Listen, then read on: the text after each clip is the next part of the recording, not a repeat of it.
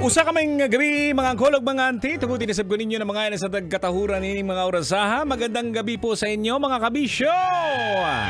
At syempre tuloy-tuloy pa rin ang ating pinag-uusapan dito ay tungkol po sa mga away. Ayan, yung madalas po na pinag-aawayan ng mga magkasintahang ikakasal na. Ayan, dapat itong mga sinasabi natin, yung paghahanda po para sa kasal po. Importante na nakahanda na po yung budget ninyo na nabanggit natin kanina.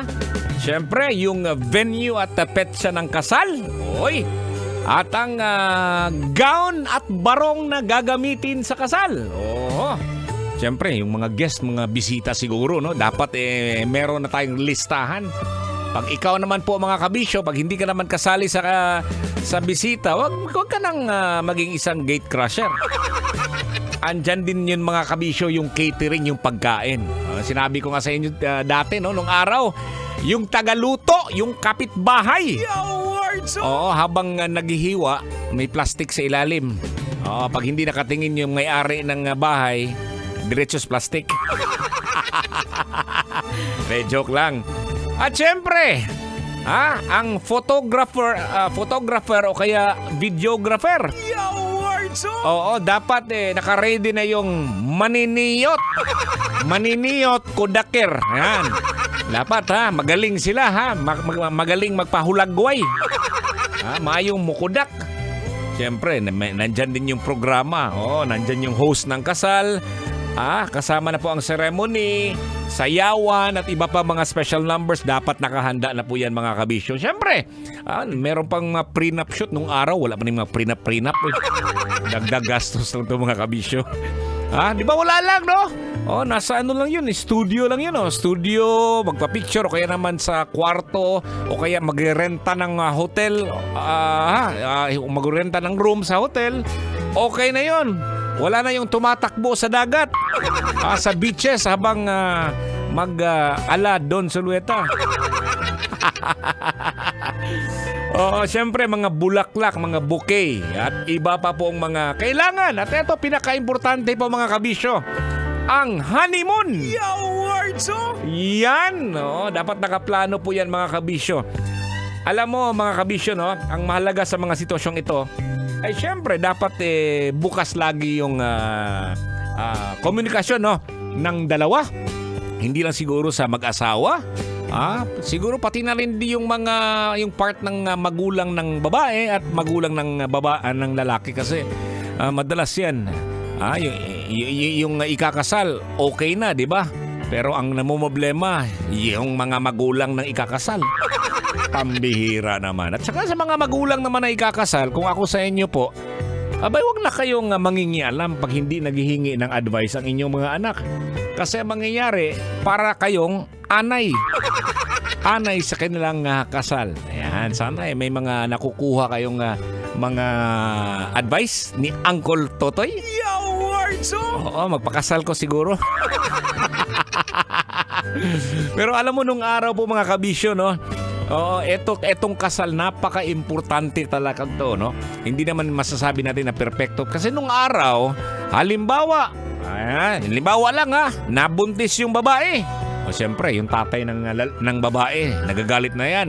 So, ayaw naman yan na magiging balita doon sa mismong barangay na yung anak ni Mister na isang kilalang tao nabuntis yung anak, di ba?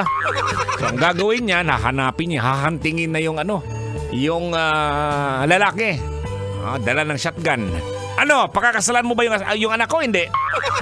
Ganon yon. At eto yung kwento po mga kabisyo. Yung isang nakilala kong tagatinda ng mani, Dito sa may Pasay yon. Kung titingnan mo talaga siya, hindi naman talaga bagay niya na magtitinda ng mani kasi may itsura naman yung lalaki. Parang tiningnan ko naman yung kamay, from head to foot, parang pag hinahawakan niya yung panluto, parang hindi siya sanay po mga kabisyo. So ang ginawa ko mga kabisyo, tinanong ko na, sabi ko, ba't ka napunta pala sa Maynila, Dong? Bisaya man. Alam mo, Col, napilitan akong pumunta sa Maynila Oh, bakit ka napilitang pumunta sa Maynila? Siguro okay naman yung buhay mo sa probinsya siguro. Ganun ko. Alam mo naman, Col. May nangyari kasi na hindi ko inaasahan eh. Ano yung nangyari? Col, nakabuntis ako, Col. Tapos yung tatay niya sundalo. Patay kang bata ka. Ganon ang buhay ng nagtitinda ng mani. Ayan. So, yun yung mga nung araw po. Pero ngayon,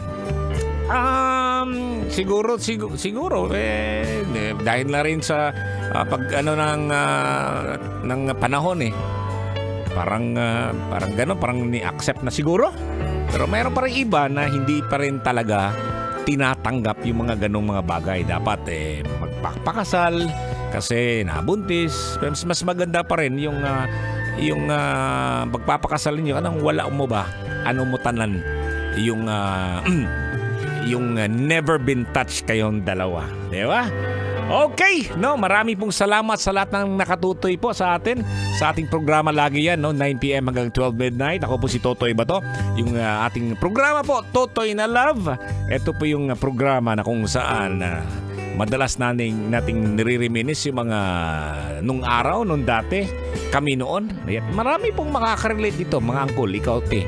At syempre, ayan, ang Facebook daw, down. Ganon?